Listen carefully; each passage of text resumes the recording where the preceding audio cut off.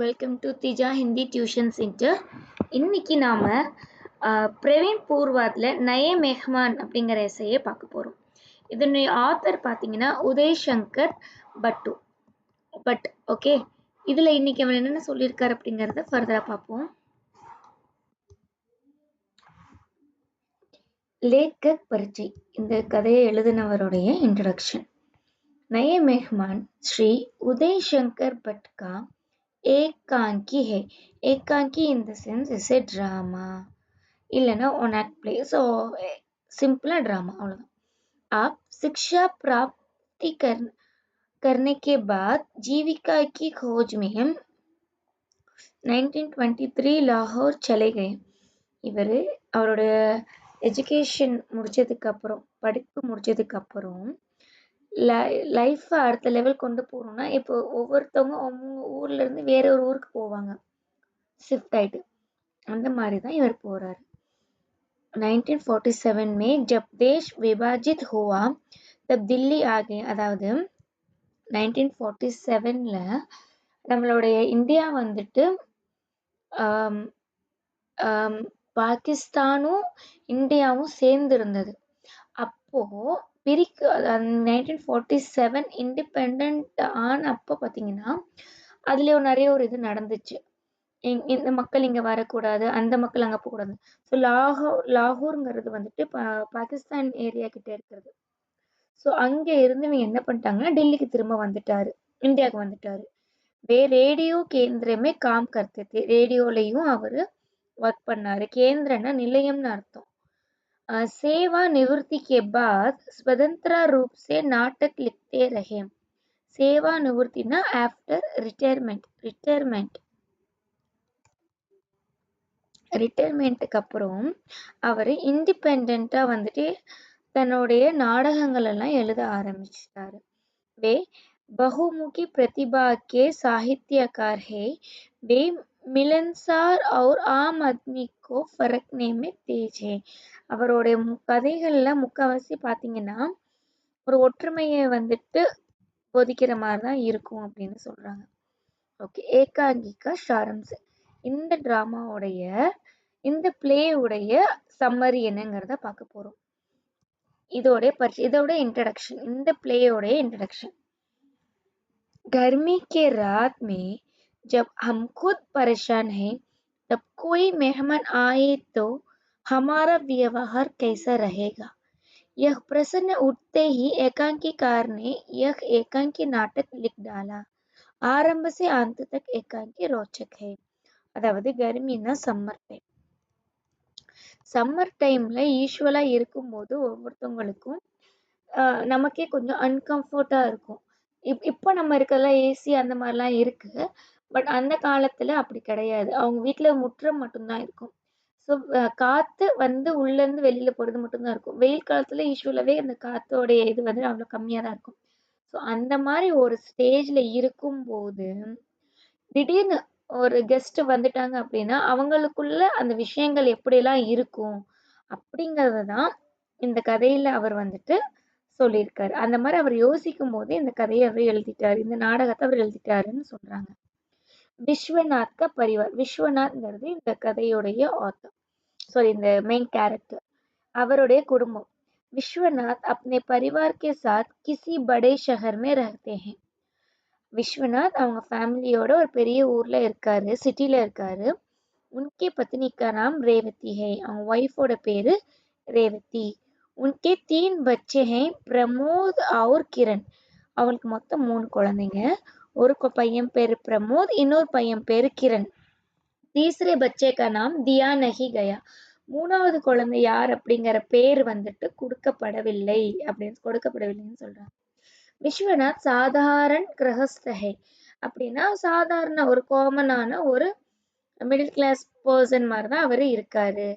Karmi say பரேஷான் in the sense அதை கொண்டு நமக்கு ஏற்படுற டென்ஷன் அப்படின்னு அர்த்தம். ஸோ சம்மர்ல வர யூஸ்வலா ஒவ்வொருத்தவங்க ஒவ்வொரு டென்ஷனுக்கோ, கிச்சன்ல போய் சமைக்கிறதா இருக்கட்டும், ஜென்ஸுக்கு வெளியில போயிட்டு வரப்போ வந்துட்டு ரொம்ப வேர்த்து கொட்டுறது, நம்ம இந்த மாதிரி நிறைய பார்ப்போம்ல, அதுதான் அவங்க சொல்றாங்க.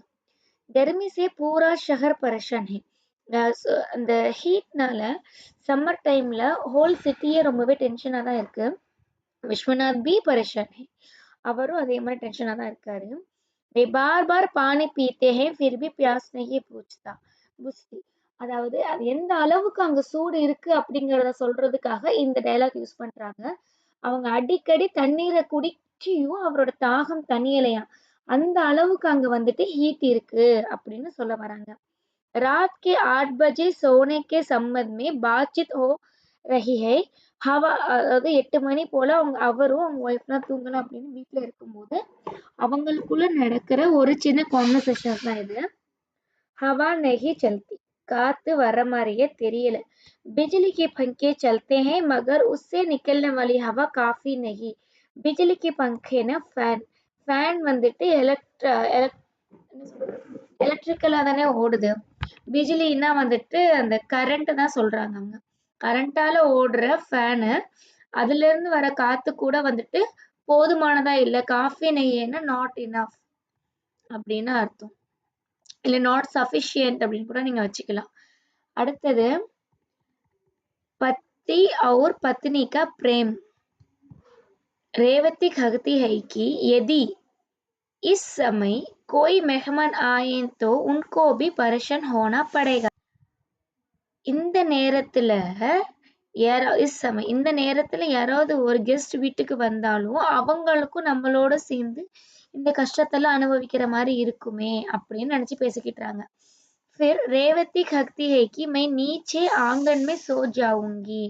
அப்புறமேட்டுக்கு ரேவதி சொல்றான், நான் கீழே ஆங்கன் ஆங்கன் அப்படின்னா வீட்டோடைய முற்றம் அப்படின்னு அர்த்தம். ஸோ நான் வீட்டுக்குள்ள முற்றத்துல படுத்துக்கிறேன்.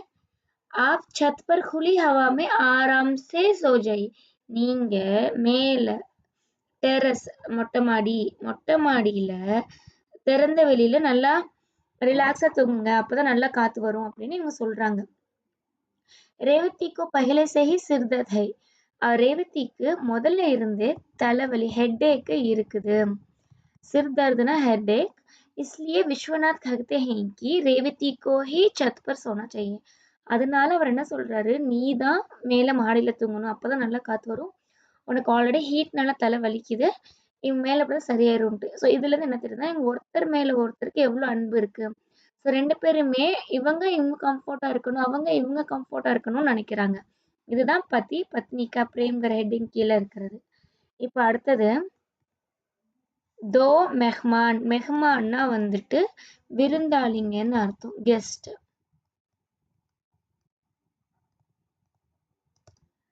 इतने में उनके घर 2 मेहमान आते हैं. இப்படி பேசிட்டு இருக்கும்போதே அவங்க வீட்டுக்கு 2 கெஸ்ட் வந்துடுறாங்க. एक का नाम नन्हेमल है और उनकी उम्र 35 वर्ष की. ஒருத்தரோட பேர் வந்து நன்ஹேமல். அவருக்கு இயர்ஸ் பாத்தீங்கன்னா கிட்டத்தட்ட ஒரு 45 இருக்கும். பார்க்க அந்த மாதிரி அவருக்கு தெரியுது. दूसरा उनका भतीजा बाबूलाल है. பத்தீஜா அப்படின்னா மருமகன் அர்த்தம். அவங்களுடைய மருமகன், அவன் பேர் என்ன அப்படின்னா பாபுலால். அவர் உஸ்கி உமர் 24 வருஷ கி. அவனோட வயசு எப்படி 24 வயசு இருக்கும் அப்படின்னு சொல்றாங்க. உன் தோனோங்கோ விஸ்வநாத் பெஹச்சான் பி நஹி பாத்தே. நம்ம வீட்டுக்கு ஒரு கெஸ்ட் வராங்கன்னா நமக்கு அவங்கள தெரியணும்ல, நம்ம கொஞ்சமாவது அறிமுகம் ஆயிருக்கணும்ல. ஆனா விஸ்வநாத்துக்கு அவங்க யாருன்னு கூட தெரிய மாட்டேங்கிறாங்க. ஆகந்துக் தோனோ சப்சே அச்சா போல்தே ஹே. ஆகந்துக் அப்படின்னா திடீர்னு வந்தவங்க அப்படின்னு அர்த்தம். அச்சானக் ஆம், அச்சானக் ஆனே வாலே சம்திங் வரும். அந்த மாதிரி சடனா வீட்டுக்கு வந்தவங்க அவர்கிட்ட ரொம்பவே கேஷுவலா பேச ஆரம்பிக்கிறாங்க. நன்ஹேமல் தோ சார் ஆத்மியோ கா நாம் லேத்தே ஹே. இவர் வந்துட்டு 4 பேர், உங்களுக்கு இவரை தெரியுமா? இப்ப நம்ம யாரும் தெரியலன்னா யாரு கேட்கும்போது, நான் அந்த சித்தப்பா இருக்கார்ல, அவங்களோட தூரத்து வழி சொந்தம் அப்படின்னு அவங்க சொல்லுவாங்க பாத்தீங்களா?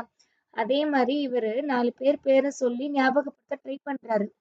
ஆனா விஸ்வநாத்க்கு வே நாம் பரிச்சித் நஹி லக்தே. அவர் சொல்ற எந்த பேருமே விஸ்வநாத்க்கு தெரிஞ்ச பேராவே இல்ல. ரேவதிக்கு பரேஷானி. இவங்க இது பேசிட்டு இருக்கும்போது ரேவதிக்கு என்ன டென்ஷன் ஆகுது அப்படின்னா, मेहमानों के लिए रसोई बनानी है.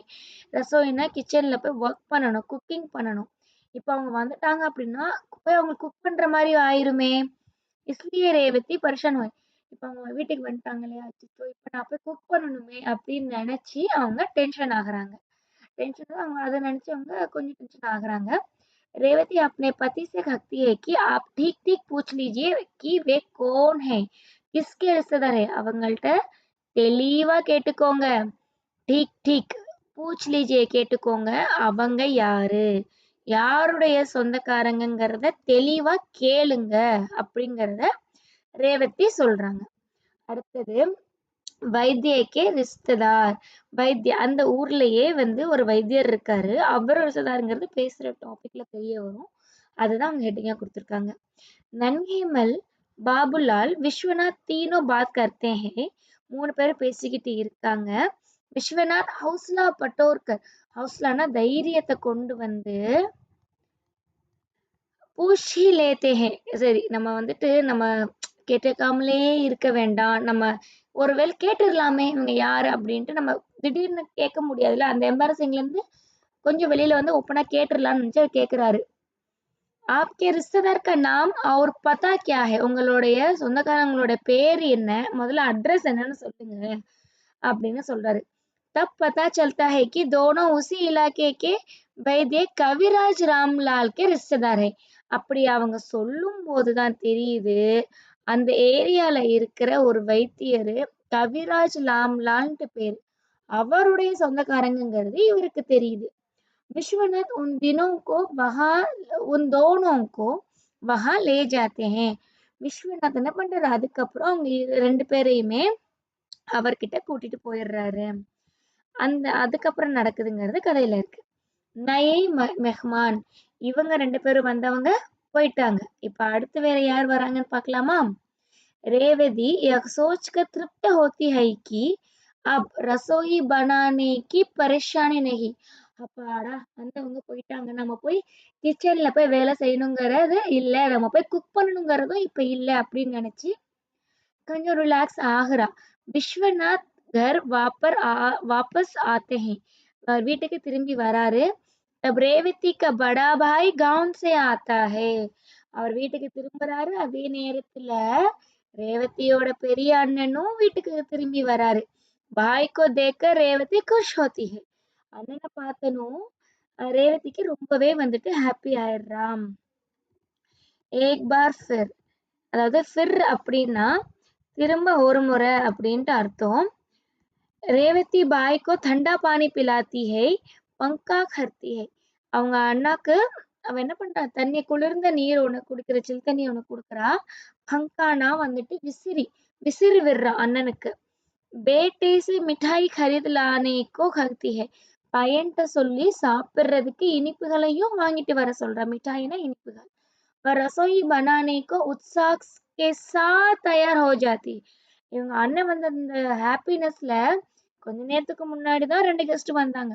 அச்சச்சோ! இவங்க வராங்க, என்னால போய் சமைக்க முடியாதுன்னு டென்ஷன் ஆன அதே ரேவதி, அவங்க அண்ணா வந்திருக்காருன்னோனே ரொம்பவே ஹாப்பியா, ரொம்பவே என்த்தோட போய் சமைக்கிறதுக்காக, குக்கிங் பண்றதுக்காக கிச்சனுக்கு போயிடுறா அப்படின்னு சொல்றாங்க.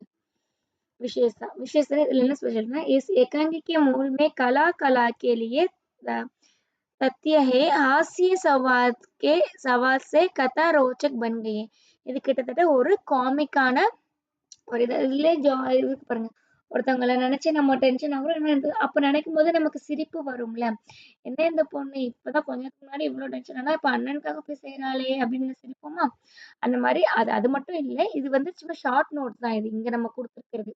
இந்த டீட்டெயில்டானது வந்துட்டு நம்ம கொஞ்சம் பெருசா படிக்கும்போது நமக்கு ஈச் அண்ட் எவ்ரி ஹியூமரஸா நிறைய சீன்ஸ் நம்ம படிக்கலாம். அதனால நமக்கு நிறைய விஷயம் இதுல நமக்கு தெரியல. ऐसी घटनाएं हमारे जीवन में भी घटती है. இந்த மாதிரி சிச்சுவேஷன்ஸ்லாம் இந்த மாதிரி நிகழ்வுகள் எல்லாமே நம்ம லைஃப்லயும் நடந்திருக்கு. दोनों की तुलना करके हंसने का मौका भी मिलता है. ஸோ இந்த மாதிரி விஷயங்கள் எல்லாம் நம்ம எடுத்து வச்சு அதை எத்தனையோ முறை நம்ம சொல்லி சிரிச்சு கிண்டல் பண்ணுவோம், நக்கல் பண்ணி இந்த மாதிரி சிரிச்சு நிறைய இது நமக்கு கிடைக்குது. ये एकांगी रंगमंच पर கேளே யோகியை. இந்த ஏகாங்கி அப்படின்னா, இந்த ட்ராமா வந்துட்டு ஒரு ஸ்டேஜ் பிளேவா பண்றதுக்கு ஆப்ட்டானது அப்படின்னு சொல்லி முடிக்கிறாங்க. ஓகே. உங்களுக்கு இந்த வீடியோ புடிச்சிருக்கும்னு நெனைக்கிறேன். வேற எதுவும் உங்களுக்கு வீடியோ தேவைப்படுது, ஹெட்டிங் தேவைன்னா, கண்டிப்பா எங்க டெக்ஸ்ட் பண்ணுங்க. எங்க சேனல சப்ஸ்கிரைப் பண்ணிக்கோங்க. Thank you.